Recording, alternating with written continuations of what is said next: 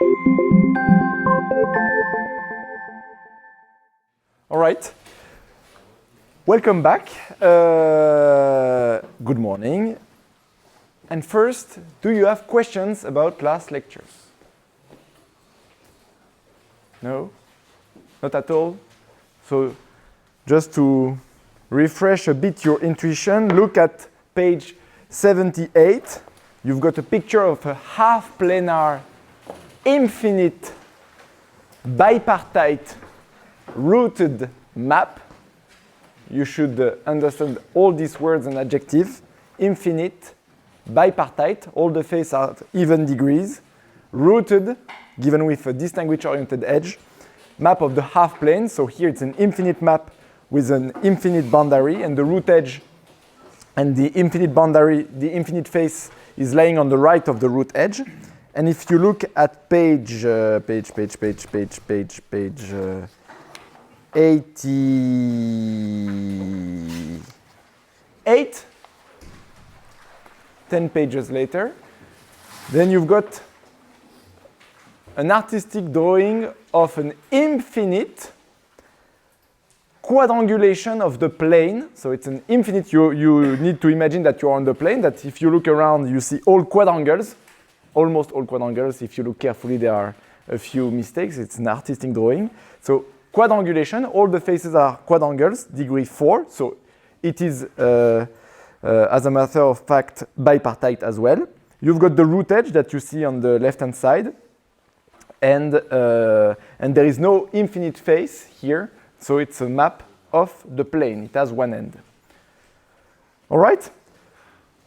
So yesterday we had the basics on planar maps, and today I will give you the technical background on enumeration of maps. And the title is The Miraculous Enumeration of Bipartite Maps. And here is the miracle. We'll start with the miracle. And since it is a miracle, I will not prove it. But it's actually a theorem due to Tutt, William Thomas Tutt, in 1962. And here it is. So the number, beware, there are typos on this the statement of this theorem in the lecture notes, but they are corrected on the online version. The number S, L1, blah, blah, blah, blah, LK, so of unrooted planar maps with K distinguishable, or let's say K faces numbered from 1 up to K, each carrying a distinguished corner.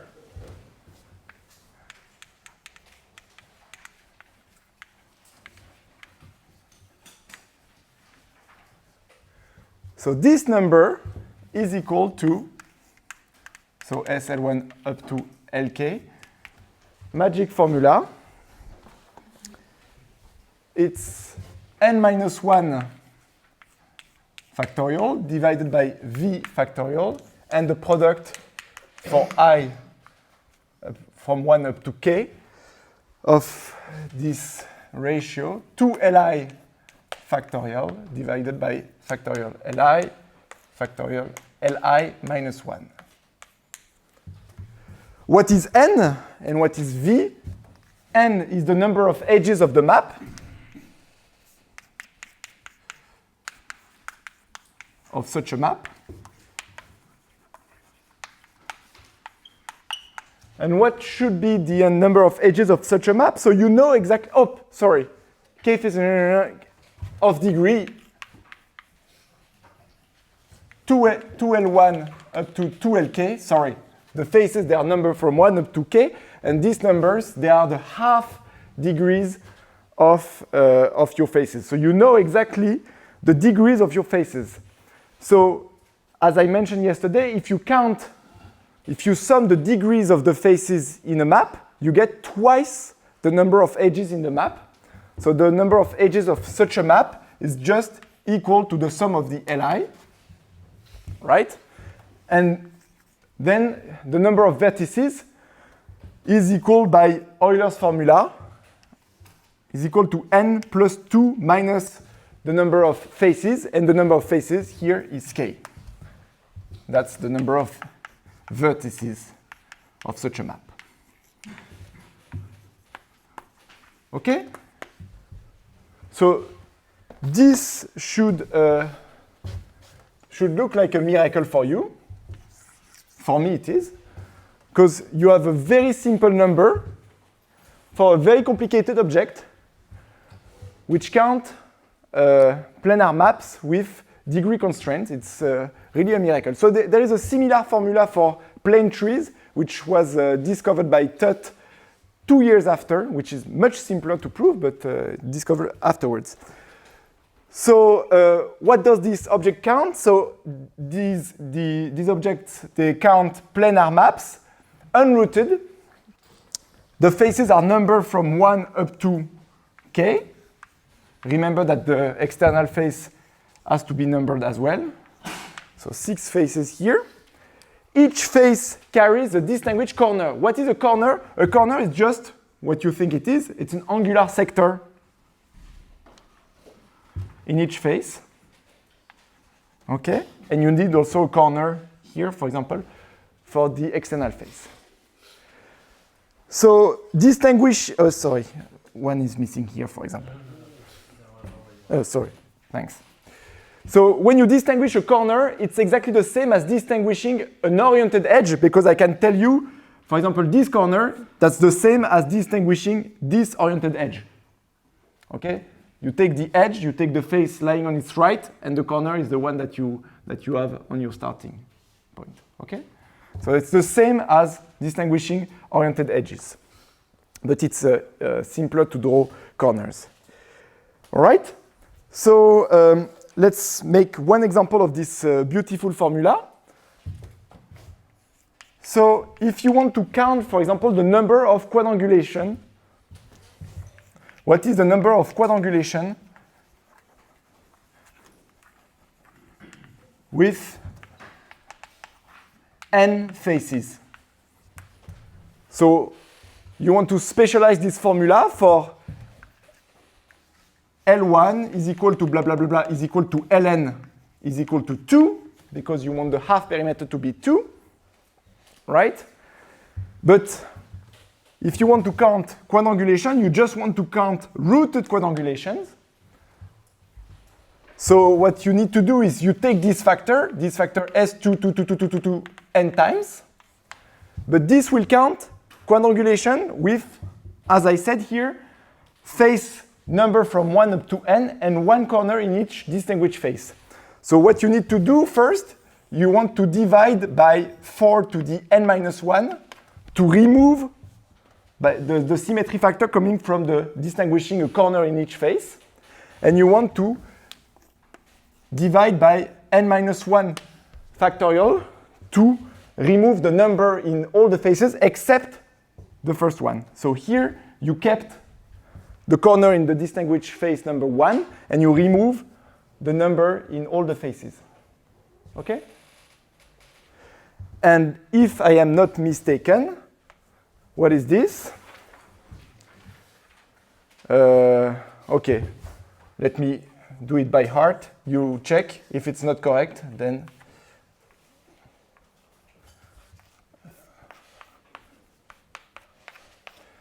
we will check more carefully. You should get this number.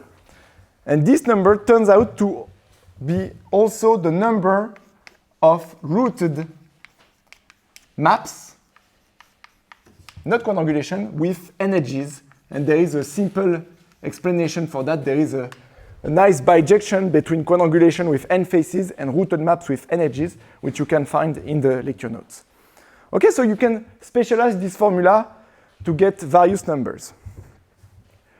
Okay, as I said, it's a miracle. I will not prove it, but if I were to convince you that it's provable, how would you do that? So there is sketch of a tentative of what might be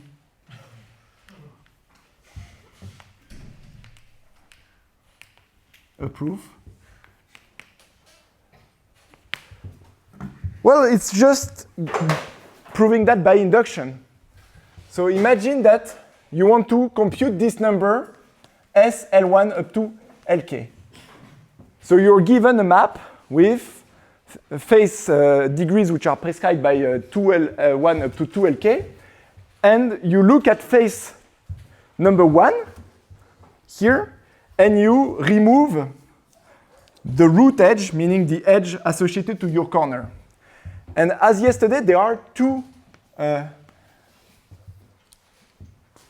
scenarios that can appear. Either, so that's your phase number 1, so you know that the degree is 2L1. Okay? So either you have a situation like that, or you have a situation like that. That's your root phase number 1 here.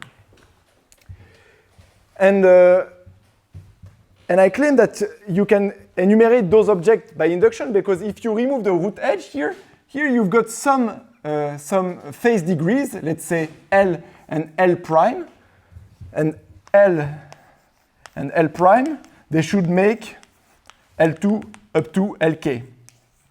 These are the phase degrees that you see there and there. Okay? So what you need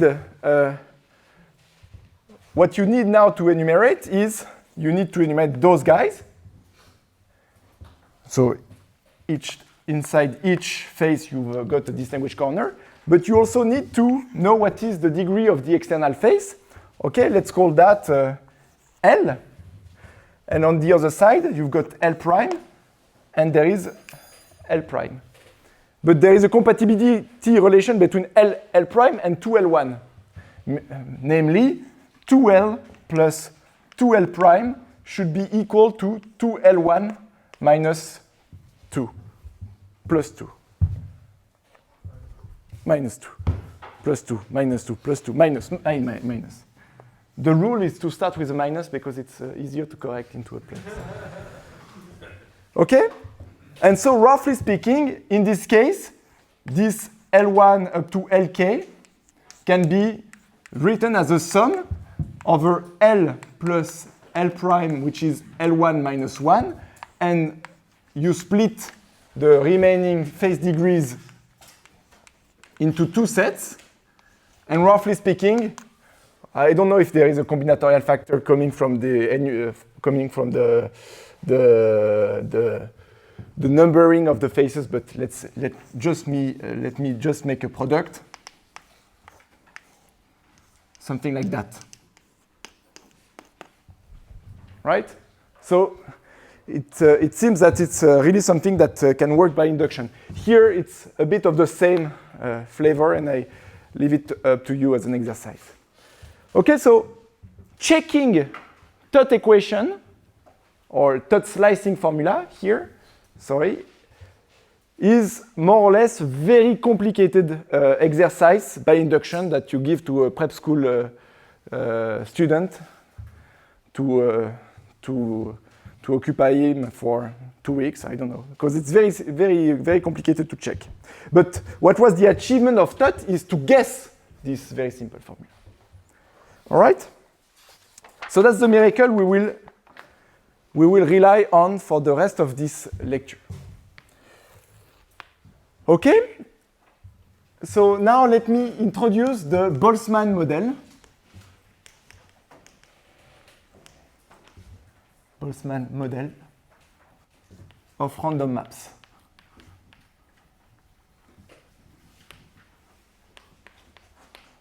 Okay?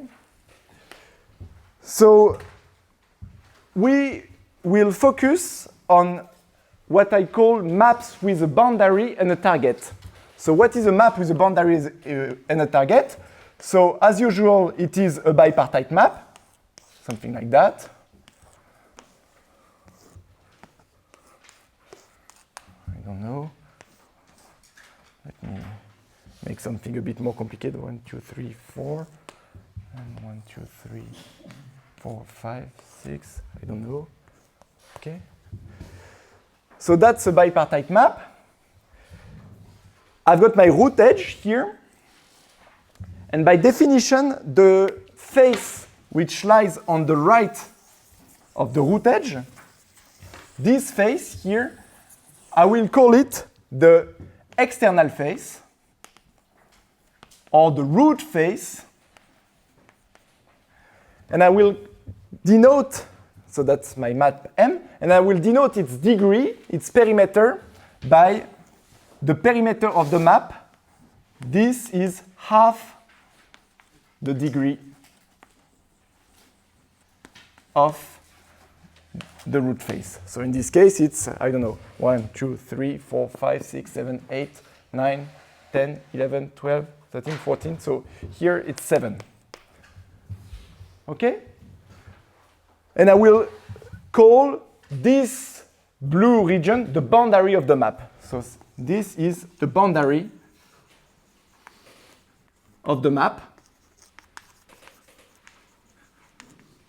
That's just the contour of the external face. Okay? And sometimes my map will have a target. So what is a target? It's another distinguished face. Another distinguished face. Which must be different from the root face, and which I call the target face. Okay? Yep? Does the root edge lie on the... By definition, the root edge must be, the root face must be on the right of the root edge, but the target face might be well inside the map and not close to the root edge. Right? There is no distinguished oriented edge around the target face, and I will denote by partial star of M. That's half degree of the target face. Okay? So a map can have or not a target face, but a map always has a boundary because by definition, the boundary is just the contour of the face which lies on the right-hand side of the root edge. Okay? So let me make two simple remarks. So there is the root trick. The root trick is even if my map, a priori, you don't see it as a map with a boundary. Imagine your map is given, I don't know, something like that. And for some reasons, you don't want to consider this as an external face. What you can do is you imagine that you split the root edge into two edges. You split the root edge like that. That's a zip. You unzip it. You unzip it, and you see that as your external face. So any map, rooted map, can be seen as a map with a boundary of size, of perimeter, of half perimeter, should I say, 1, or of perimeter 2. Okay? Is that clear? I can always go from here to here, and if I have a map with an external face of perimeter 2, I can just zip it and consider it's just an oriented edge. Okay?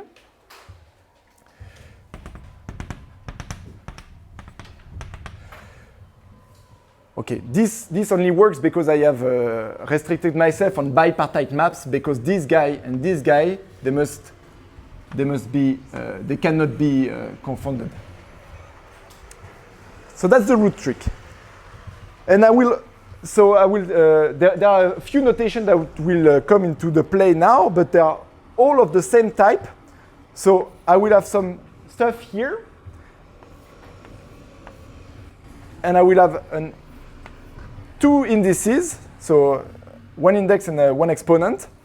This index, P, will be always the half perimeter of the target, and that will always be P.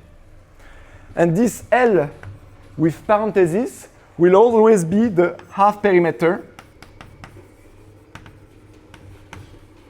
of the root face. Always, always, always. And if I put bracket n here, this bracket n means that I restrict it to n edges. Okay? So let's make an example. What does this M, L, N means? That's the set of all maps. You remember my notation of yesterday? M is for the set of maps. Maps with a boundary of size 2L. So the root face has perimeter 2L and n edges. Okay? So that's maps. So that this is L and the number of edges of M is equal to n. And if I put 1 here, what does that mean? 1, I mean that I have also a distinguished target face of perimeter 2. What is a distinguished face of perimeter 2? It can be something like that, for example. This is a distinguished face of perimeter 2. Okay? All right? So, what is this M bracket N? That's the set of all maps, always bipartite, with n edges. I claim that there is a relationship between this and this.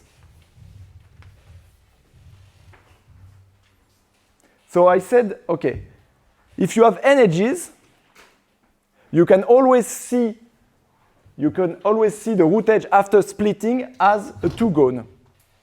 But if you do so, you increase the number of edges by 1.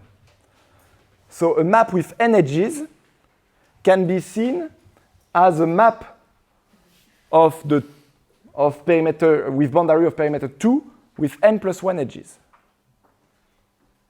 All right?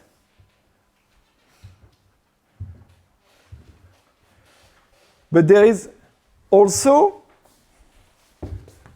if I give you a map of the two-gone with n edges, I claim that this is related to maps of the two-gone with a distinguished face. Ooh la la. Ooh la la. He is going too fast. Yeah, because I'm trying to be pedagogical, but it's not working very well. So what is M1 of n? So you have a boundary of perimeter 2, okay, boundary of perimeter 2, something like that. That's your external boundary. And you've got n edges in total. Now take any edge inside your map and split, according to this guy, split this edge into a two-gone. So you can see any edge in a map after splitting as a distinguished face of perimeter 2. Right? So there is an arrow between M1n, so M1n are those maps before the splitting, and M11 with a distinguished edge. But here I have got an n plus 1, because as here, when I split an edge, I increase the number of edges by 1. Oh, but 1 is for one distinguished edge or distinguished space? The index 1. The index is always for the target. Always, always, always. But here, I could have chosen any edge here to split. And so I need to divide by 1 over n here. Okay. So the mapping is 1 to n. There are n elements here corresponding to 1 element here. It's not a bijection, it's a 1 to n mapping. Okay? So remember this notation, that's the most important notation in these lecture notes. All right. So let me now introduce the Boltzmann measure on a set of maps with a boundary and a target. Let me also emphasize one point.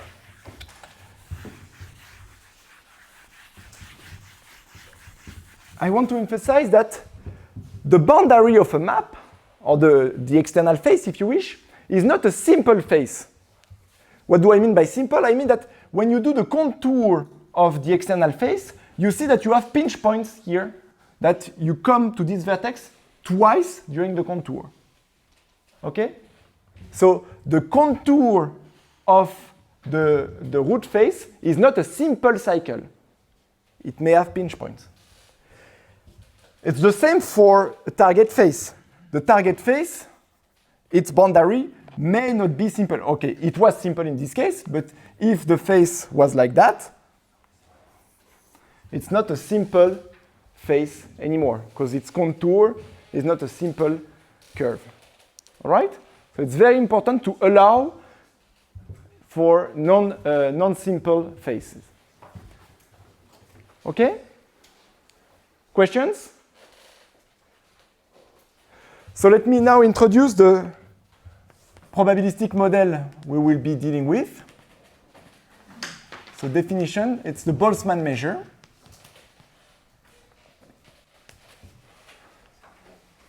So you are given Q, that's a sequence of non-negative reals. They are positive, and Qi is strictly positive for some I larger than, strictly larger than 1, meaning larger or equal to 2. It's non-zero sequence in this sense. And once I have this sequence, I can define a measure, which I call W like weight, WQ of a map M.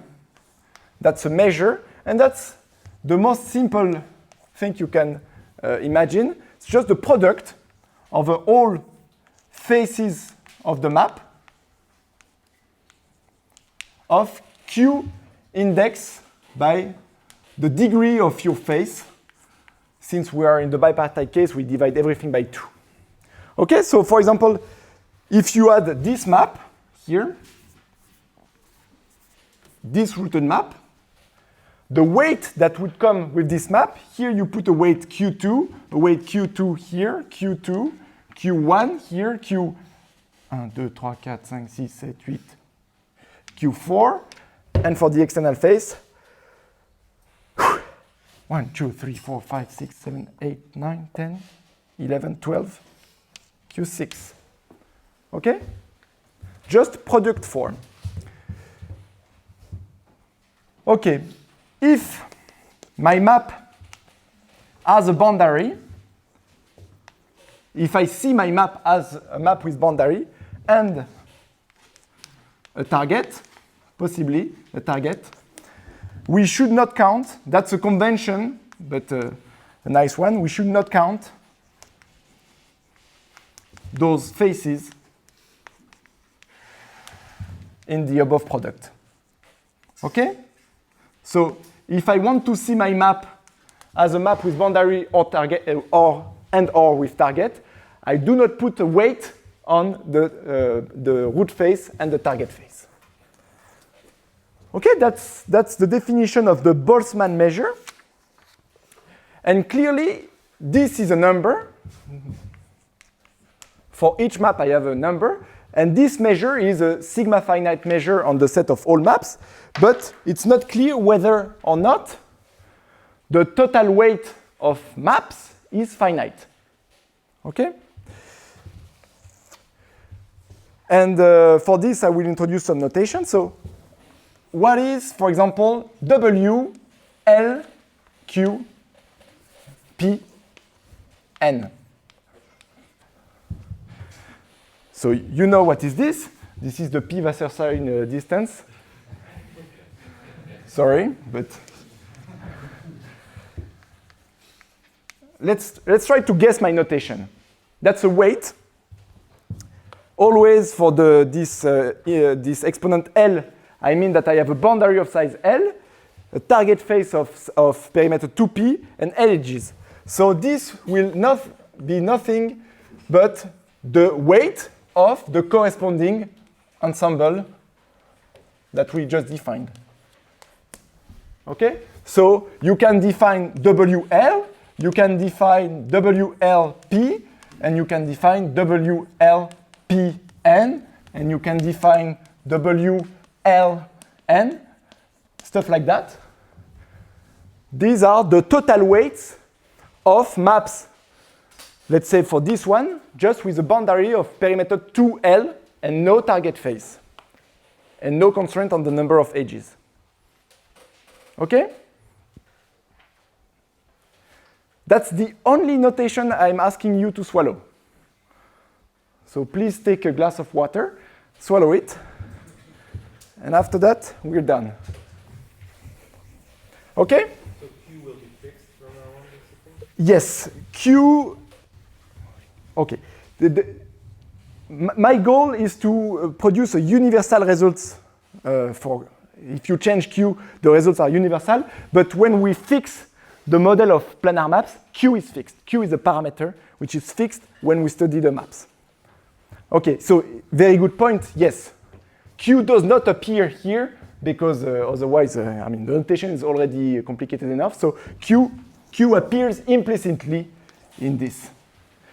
And when I want to make it explicit, it will be explicit. Okay? So my weight sequence Q, definition, Q is admissible if these guys are finite. If all these guys are finite. So if, for example, WLP is finite for some L bigger than 1, P bigger than 1, and that's the same as for any. It's an exercise to see that if the total weight of all maps with a boundary of size of perimeter 2L and target of perimeter 2P is finite, then it is finite for all L and P. Okay? Actually, that's exercise, but complicated at this point. It's also the case if you just assume that WL is finite, or just W1, if you wish, is finite, without putting a target face. Okay? That's the same. That's equivalent. Okay? This is very easy, but this arrow is a bit more complicated. So, in other words, when I have an admissible sequence Q, I can define the total weight W. All these guys, they have a meaning, and so I can define the total weight of all maps with boundary of fixed perimeter and target of fixed perimeter. Okay? And so if Q is admissible, which is the case we will focus on in the rest of the course, if Q is admissible, so since WLP is finite, we can normalize it. We can normalize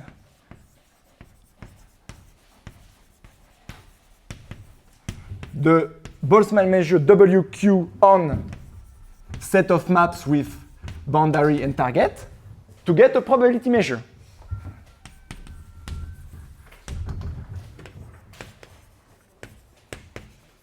Okay? Guess how we will write this probability measure? We will write it P, like probability, L, P. Okay? And guess how we will write a map, a random map sampled according to this measure. So if I have a random map sampled according to this measure, how should I write it? It's a map. It's random, so it must be a capital letter, big M. Not the curvy M, but the big M. Boundary of size 2L, target of size 2P, and it has the same the distribution P, L, P. Okay? Are my notation coherent so far? Great.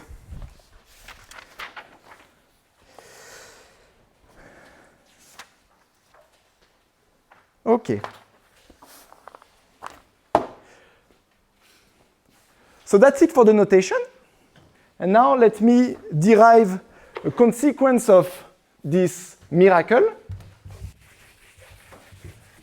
on these numbers. So these numbers, I will refer to them as, so in the physics literature, they are called partition functions.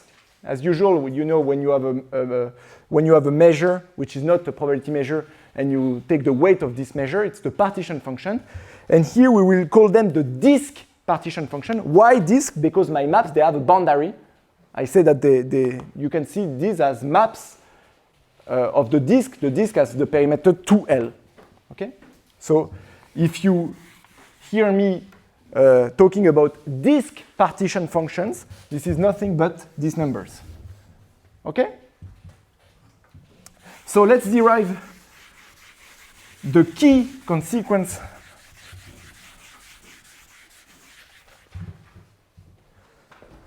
Maybe I should stop here and take questions because this is the most important piece of notation we will encounter. Is that entirely clear? Is this, for example, again, because I will use that a lot, this I erased, let me write it here, this fact that if I take WL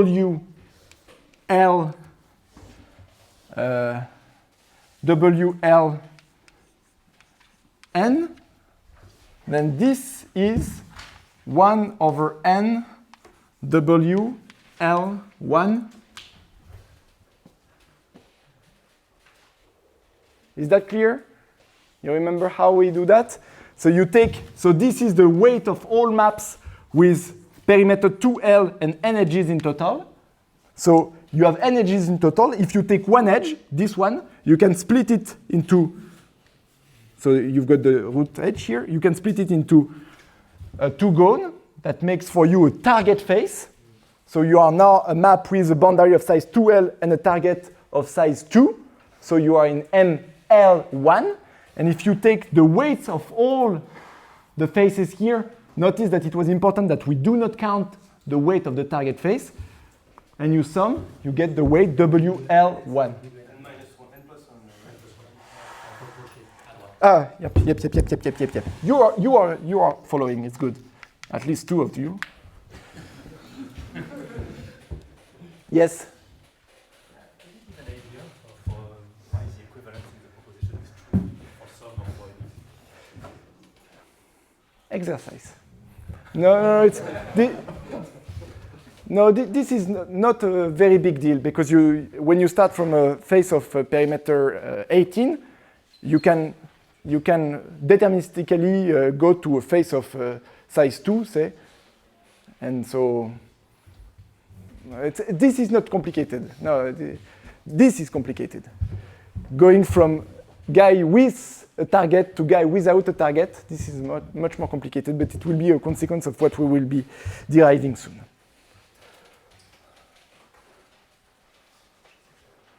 All right? But Jean-François, we will have it as a trivial corollary of the theorem I'm going to write. So, all right? Okay, so let's write the most important theorem in this chapter, which is a reformulation of this one. So let me write it here.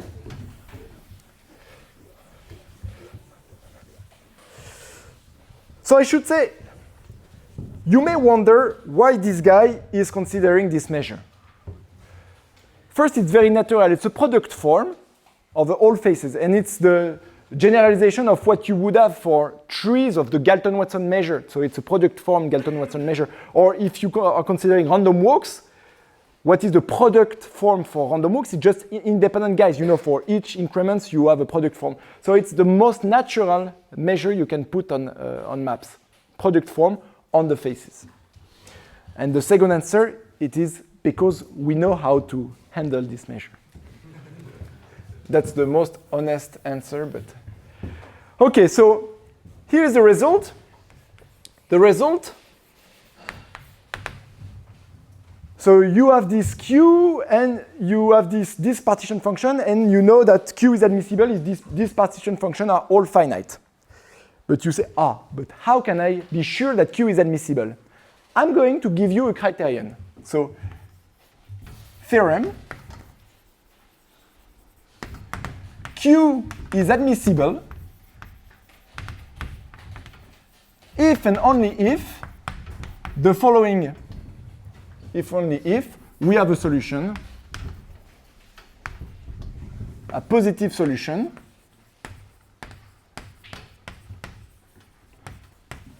to this equation, x is equal to fq of x.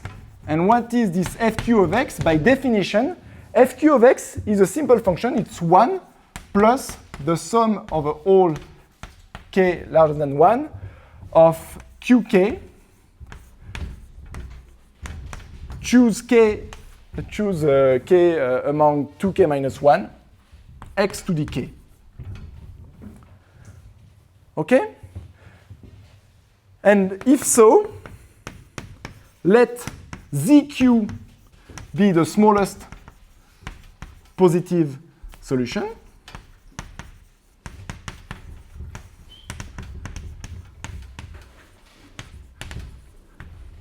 And then we have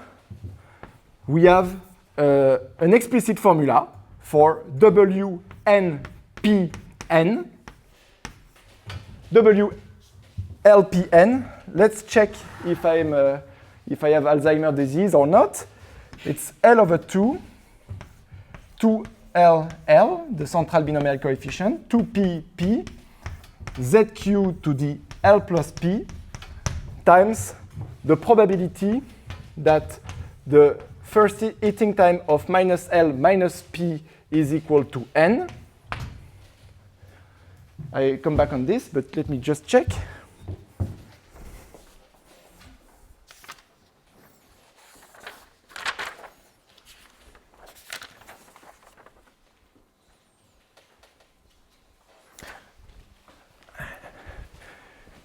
I have Alzheimer's. Okay? And what is this guy? Where? Okay, we'll come back to that after. Where you'll see. Leave some room. So this theorem gives you a practical way of deciding whether a given weight sequence is admissible or not. I give you the weight sequence, you form this generating function, very simple, and you just check if there is a fixed point to this equation. And if so, then you have a relatively simple expression for this partition function. Okay. Let's prove it. You'll see it's not a big deal. It's a bit of a pain, but it's not a big deal.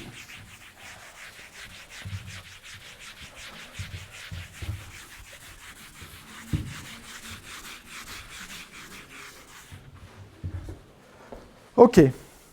So what is proof? What is WLPN?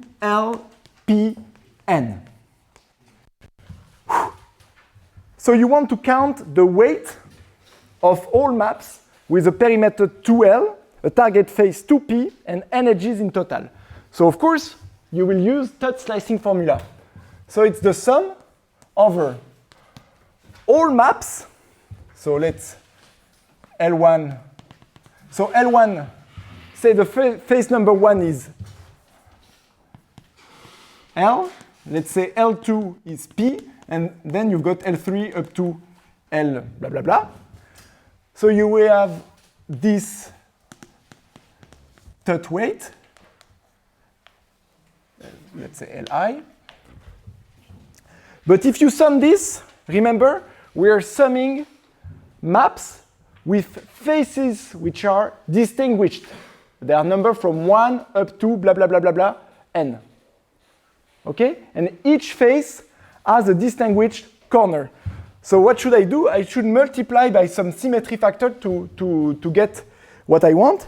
And the symmetry factor is easy to see. So the symmetry factor is you want to kill the root, the corner inside the face of the root, the target face of perimeter 2p. So you divide by 1 over 2p. Then you want to kill all the other corners in those faces. So 2L2, blah, blah, blah, blah, up to 2Li. This is killing all corners except in face number 1. And then I should also kill the symmetry factor coming from the fact that if I have two faces of degree, say 4 here, they are exchangeable. So I need to divide by 1 over k1 factorial up to 1 over kj factorial, where ki is the number of faces different from the root face or target face of degree 2i. Okay? So this combinatorial factor is just the number of maps with these prescribed degrees. Of course, I need to put the weight of such a map. So the weight of such a map is QL2 up to QLi, because I remind you that we are not counting, we are not putting weights on the root face nor on the target face. And I should sum over all possible stuff like that, so that L plus P plus the sum of the Li's is equal to n, the number of edges. This is given by Euler's formula. All right? So J is equal to Li here? J is not equal to I because I is the number of faces and J is not equal to Li. So, no. So for example, if you've got L2 is equal to 2, L3 is equal to 2, and L4 is equal to 3, then I will just have K2 is equal to 2 and K3 is equal to 1 because I have two faces of degree 4 and one face of degree 6. But if I have L5 is equal to 3, then these guys become 2. Does that make sense? All right. Then we dive. And we say, oh, okay, but this number I know. This number is this. So let's go and watch the crash. So, okay. So what do I do? Okay, so I sum over all L2. Okay, let me sum. What do I do first? Okay, replace. Let me replace. But let me also let me sum over all K2 up to blah, blah, blah. If I replace this guy by this, what will I get? I will get this factor n minus 1 factorial because this is fixed. I will have the factor v factorial, which is there. And then what will I have? I will have for sum for j bigger than 1, say. Each time I encounter a face of degree, say 2p, I will have this factor 2j, let's say, factorial divided by j factorial j minus 1 factorial. I will also have the weight qj, and I will see this kj, and I will have the 1 over kj factorial coming from here. And I will have another factor. Help me if you can. I'm feeling down. These guys, I will have another 1/2j, right? Is that correct? Okay. Okay, but in this, I'm not counting what I have for the root face and for the distinguished face coming here. So what do I have? I have the combinatorial factor 1/2p, this one here. And then what do I have? I have this, 2l factorial divided by l factorial, l minus 1 factorial. That's for the root face. And the same for the target face, 2p factorial, p factorial, p minus 1 factorial. So let's check that everybody has these children.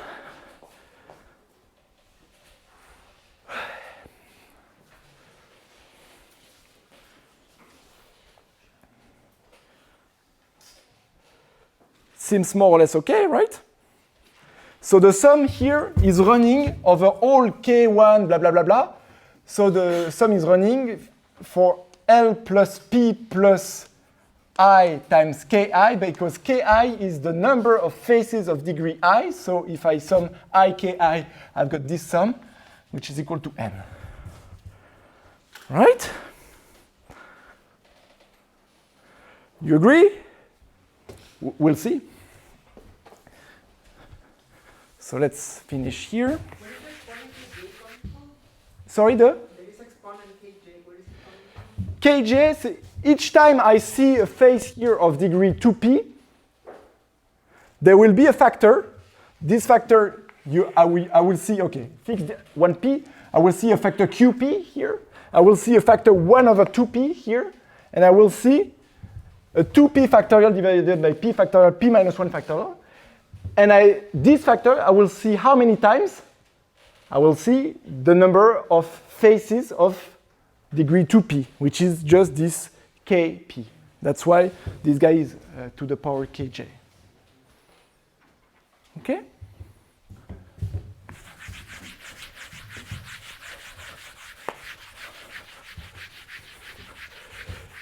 So it's not that complicated because, okay, so we've got this factor in the front, 2p, 2l factorial, l factorial, n minus 1 factorial, 2p factorial, p factorial, p minus 1 factorial. This is not a big deal.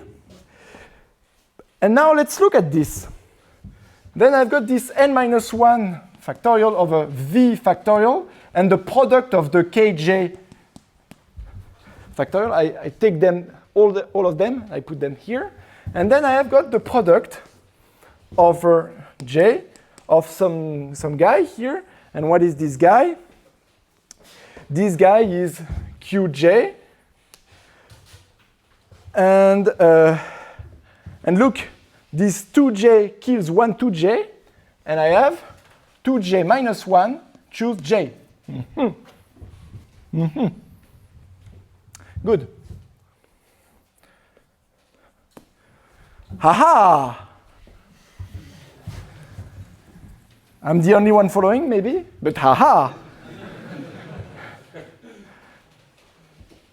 This looks familiar because n is the number. Remember, what do I have?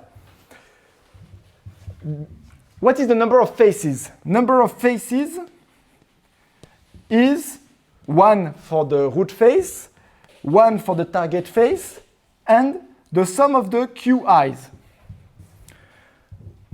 So by Euler's formula, v minus v plus 2 plus sum of qi minus n is equal to 2. That's Euler's formula. Remove this 2, so I know that v plus the sum of the ki's is equal to n. So here on the bottom, the sum of the vi and the qj is almost equal to n. So let's make it. Let's put 1 over n, so that I have got factorial n here. And now let's interpret this. This is a binomial coefficient. This is the number of ways to choose v, k1, blah, blah, blah, blah, up to kj among n. It's how many ways you have to split n into v, blah, blah, blah, blah. And so this can be interpreted as take this function fq of x, put it to the power n, and look at the coefficient of x to the what? We will see that in a minute. Up. X to the sum of I, qi.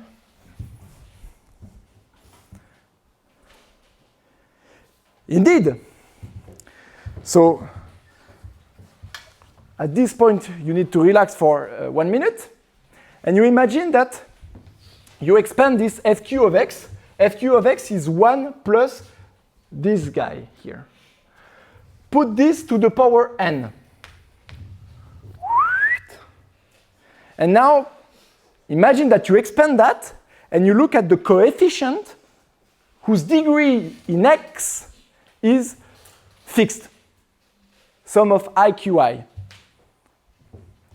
Okay? So you will choose in each parenthesis here some guy here so that the sum of the degrees match up to this. And so how will you choose them?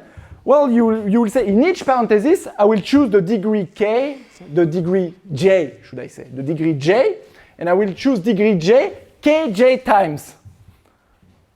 And I will move these kj times, choose these kj places. I will choose them. This v corresponds to choosing 1 here.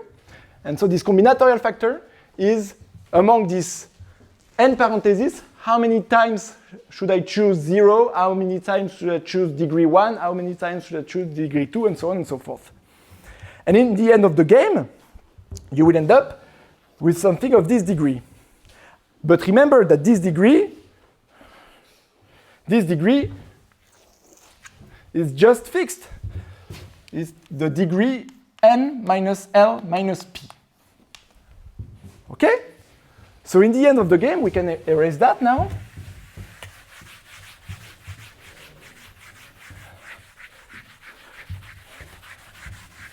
Don't worry, if you're not following, it's just to proving myself that I know how to do a computation on the board. But you can take the result. So this guy, in the end, is equal to, we've got this 1 over 2p, p factorial, p minus 1 factorial, 2l factorial, l factorial, l minus 1 factorial. Right? I've got 1 over n. And then I have the coefficient in front of x to the n minus l minus p in this weird function f to the x to the power n. Haha! Now let's make a further trick. Do I have time for it? Yes! I'm going too fast. Good for you. The pain is almost finished. You know, but in analysis, if it does not hurt, it does no good. Okay, so let's look at this. What I claim is, if you look at the coefficient of x to the something fixed into a generating function, let me trick it. Let me add some parameter alpha, fq, and some parameter beta to the n. And let me put alpha here. So if you look at the coefficient of x to the n minus l minus p inside this, of course, what will you get? You will get an additional 1 over alpha to the n factor, which you need to kill to get this one. But each time, so the total degree in x that you will get is this x to the n minus l minus 2p, but since you put an additional beta, you will get an additional beta to the n minus l minus p on top, so you need to correct by this n plus L plus P. Right? And now assume, and we come back to this theorem, now assume that my function fq of x, so that's y is equal to x, my function fq of x, this generating function, starts with 1 and then has positive coefficients. So it's something like that. That might do something like that, or that might do something like that. But assume we are in this situation and we have a fixed point. And call this fixed point zq. zq. And take here alpha is equal to beta is equal to zq. Then this becomes, so you see if alpha is equal to beta is equal to zq, the guy to the n cancels, alpha to the n, beta to the n cancels, and you have only zq to the L plus P times the coefficient in front of x to the n minus p inside this function which I call gq of x to the 2n, to the n, sorry, where gq of x is just the generating function that you see here once properly rescaled, meaning gq of x is fq of x times zq divided by zq. Okay, probabilists, you can wake up. What do you see? You see that this guy, we made everything so that this guy, gq of x, we had a power series. We said it has a fixed point, and we rescaled this power series so that at 1, so gq of x now, gq of x at 1 is equal to 1. That's gq of x. So that's a generating series for a probability distribution. Right? Right? Thanks. So gq of x codes some distribution which I will denote mu tilde of k for k bigger than 0, some probability measure on the non-negative. Okay? It's just coding for this. So what is this? Then you know that if you've got some generating function, you put it to the power n, that's the generating function for sum of IID guys. So what is this? This guy is just the probability, so I'm going fast but I'm writing slow, it's just the probability that g1 up to gn is equal to n minus L minus p, where gi, they are IID of law mu, the law corresponding to this generating function. Okay, so let's wrap it up.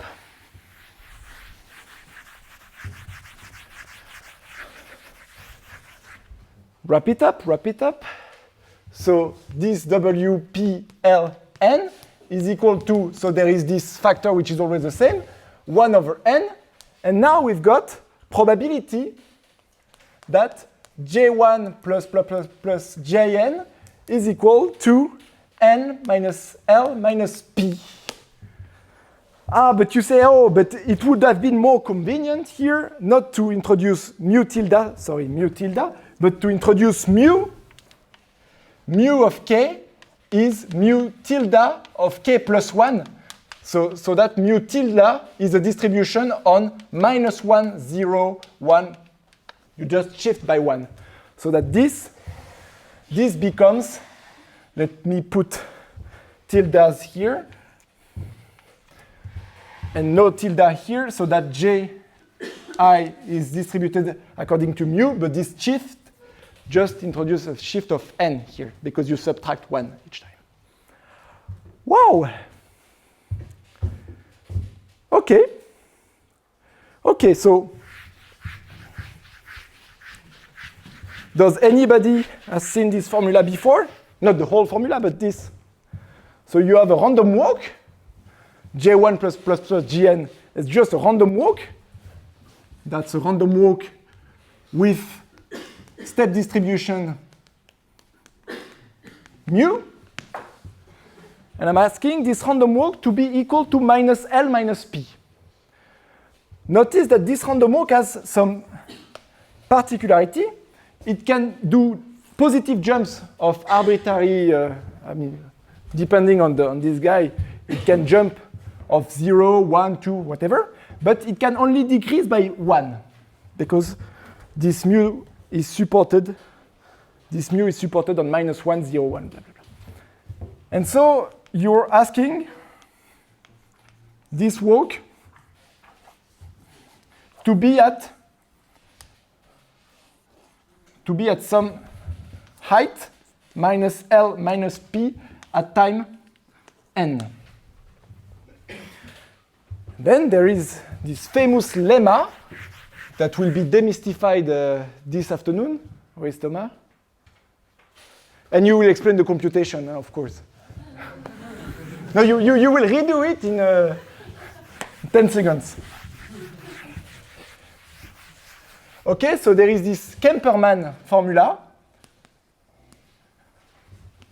which exactly tells you that for such random walk, so they are called skip-free descending. Skip-free descending, meaning that when they descend, they can only descend by minus 1, descending. Then we have probability that my random walk Jn is equal to minus L minus P. This is equal to, so you multiply here by L plus P, you divide by N, and you get the probability that T minus L minus P is equal to N, where actually T minus X is the heating time of minus X by the walk. All right? So if you apply this Kemperman formula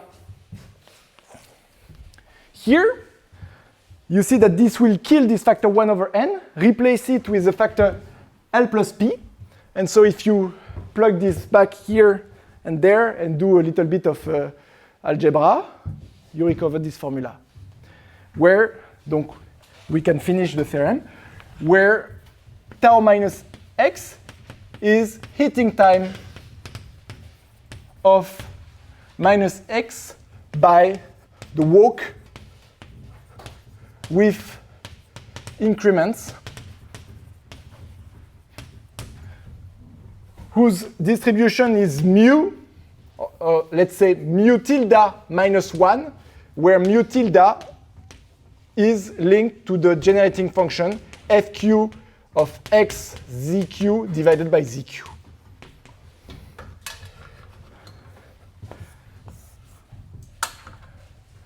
Okay? Yes?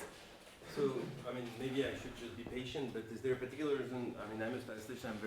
I like to see some independent random variables, and you just work with this extra thing to make it a hitting time, which is less transparent. Is there a particular reason for that? The answer is both ways. You'll see that sometimes this formula is useful, and sometimes this formula is useful. So we'll use both. Let's see if I do that, are you happy?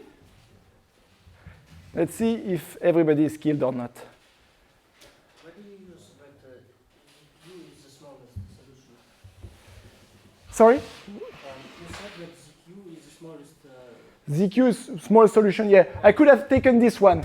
But the problem with this one, okay, we'll come back in a minute with this one. But I'm not proving this so far. What I assume is if there is a solution, blah, blah, blah, blah, I have the formula. And I leave it as an exercise for you to see that if my FQ has no fixed point, then actually, if you take this formula and you sum over n, this blows up. It's an exercise, and it's in the notes.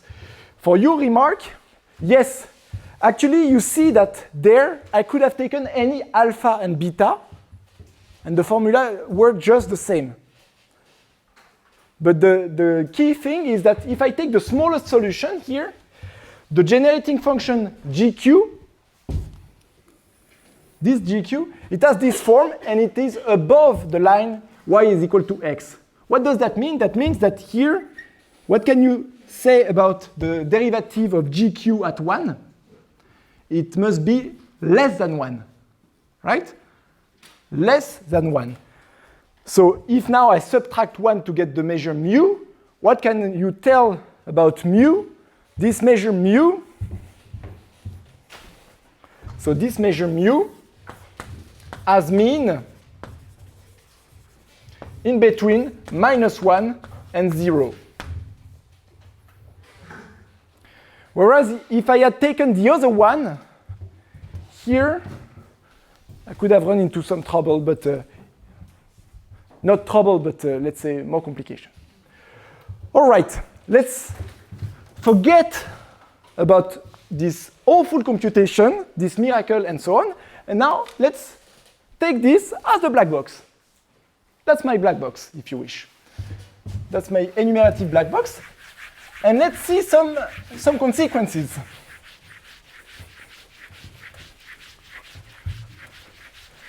Let's see some consequences. First consequence, what can you say about WPL? Well, WPL is just the sum over L of this WLPN. Just the sum of all the maps with a fixed number of edges. So what is this? Ha! If I sum all of this, n does not appear here. You're just summing these probabilities. So you just get this wonderful closed formula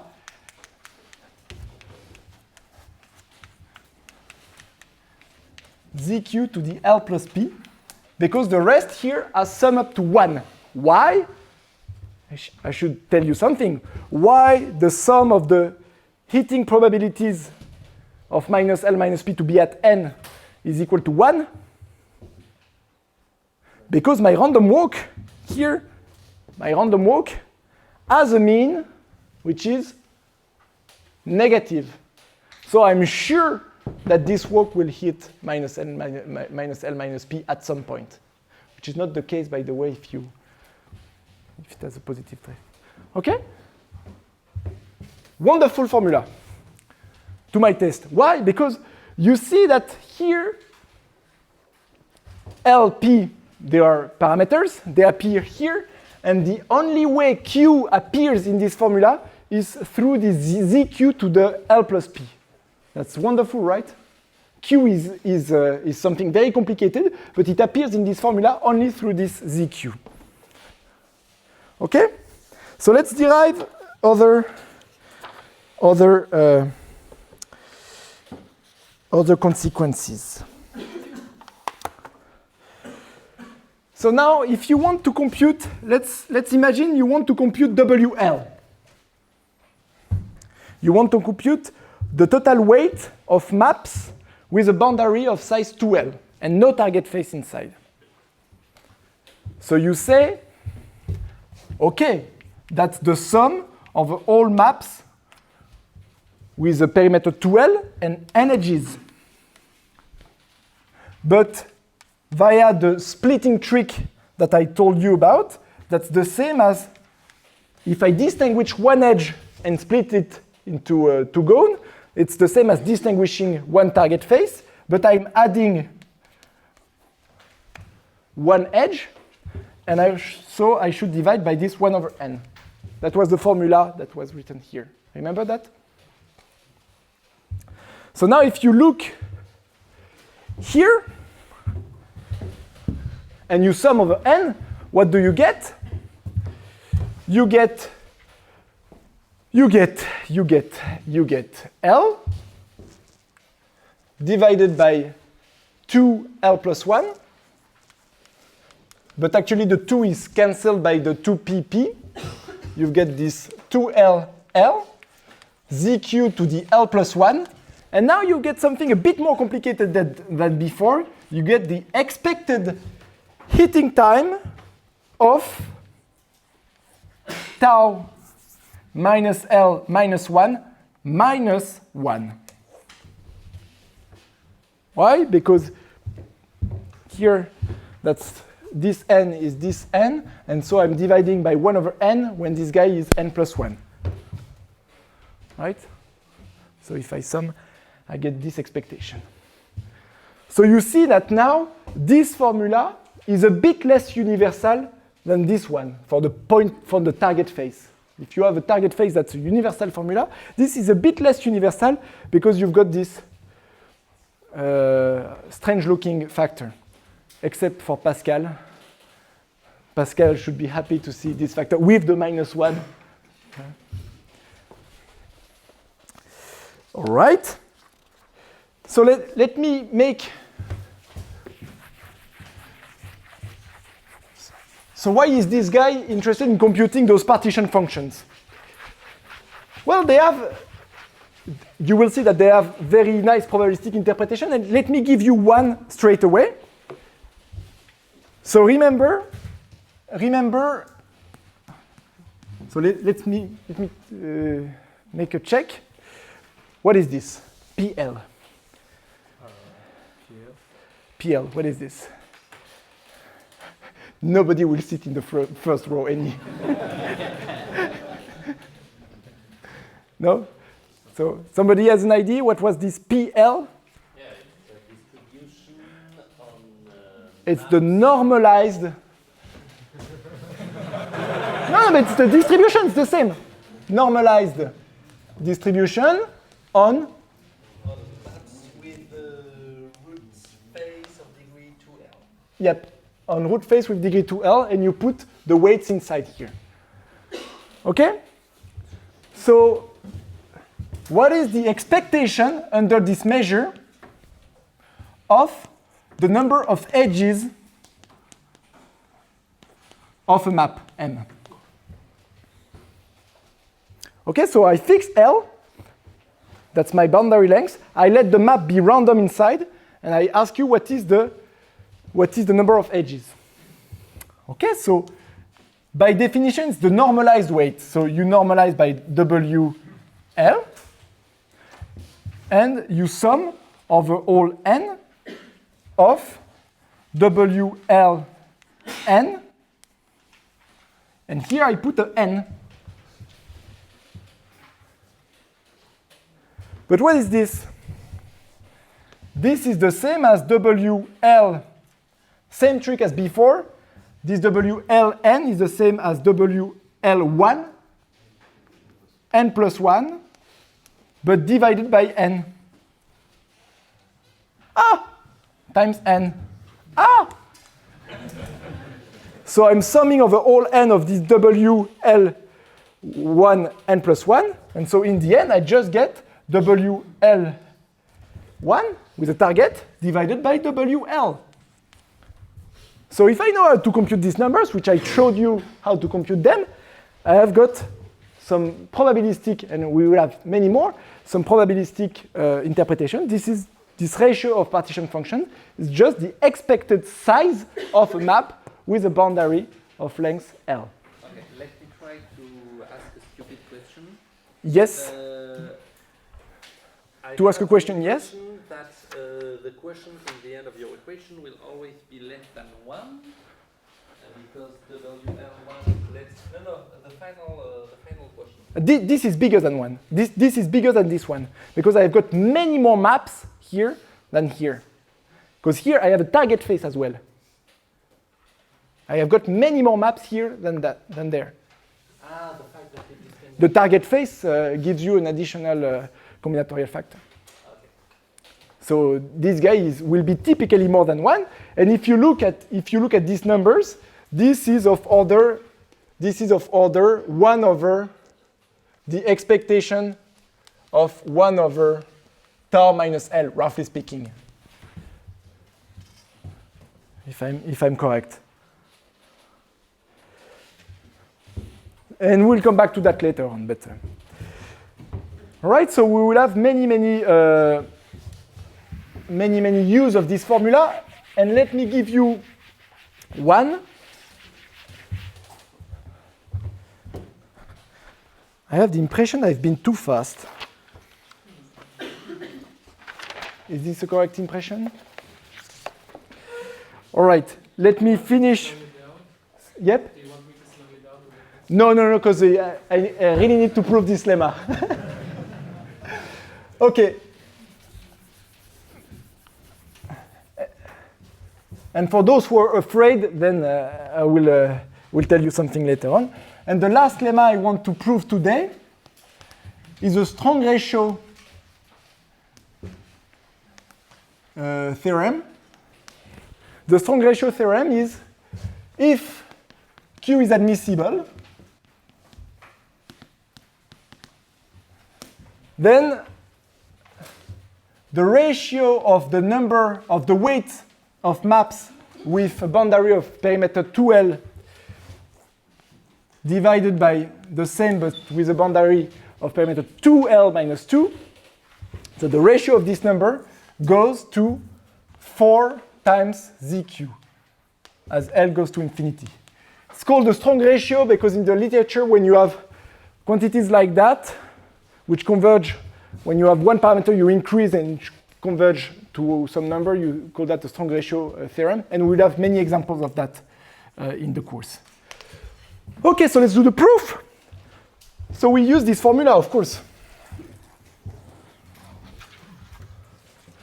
So if we use this formula, let's do the ratio WL divided by WL minus 1. What do we get? So if we get WL divided by WL minus 1, we get the ratio of this L over L plus 1 and the same with L minus 1. Forget. The ratio of this 2LL versus the same with L minus 1. The ratio of these two guys converge to 4, right? Because this is going like 2 to the 2L, like 4 to the L. So the ratio of these two will converge to 4. Okay? The ratio of ZQ to the L plus 1 divided by ZQ to the L gives just ZQ. And so we have the ratio of this guy. So this is equivalent to 4 times ZQ times the ratio of 1 over tau L minus 1 divided by tau minus L minus 1. The minus 1 here is irrelevant, right? Because this heating time of minus L, so you have a walk, remember you have a walk that can do positive jumps, but negative jumps of minus 1 only. So the time it takes to get to minus L minus 1 is at least L. So this minus 1 is irrelevant in front of this one, here as well. Okay? So you want to understand how the ratio of these two expectations grows. Well, so in the book that you have, I'm not proceeding like that. I'm doing more analysis. This is more probabilistically, more probabilistic. Sticky. Yeah. So the idea is just to say, oh, the heating time of minus L minus 1 by your walk, so that's minus L minus 1. So you walk, if you want to reach minus L minus 1, you need first to reach minus L, then you do an excursion, and you reach minus L minus 1. So you write this by Markov property, the time it takes to reach minus L, plus an independent copy of the time it takes to reach minus 1. Right? And so clearly this guy is larger than this guy in terms of stochastic domination. So this ratio is less than 1. Okay? This ratio is less than 1, and we want to show it is bigger than 1 minus epsilon. This ratio here is less than 1, and we want to show it's bigger than 1 minus epsilon. Okay? You want to show it is larger than 1 minus epsilon. So what you do is you say, okay, let's write this one. So it's tau minus L plus tau minus 1. And they are independent. And you say, so fix some epsilon. And the idea is just to say they are independent, but T1 can be small. Small, meaning that you can find A so that tau minus 1 is less than A with probability larger than 1 minus epsilon. Right? So this expectation is at least the expectation of 1 over tau minus L plus A times 1 minus epsilon. Right? Because this guy is smaller than A with probability at least 1 minus epsilon. And I'm using a lot the fact that these guys are independent, so I'm first taking the average over T minus 1. But now you say, yeah, but A is small compared to L. If L is very large, tau minus L is larger than L.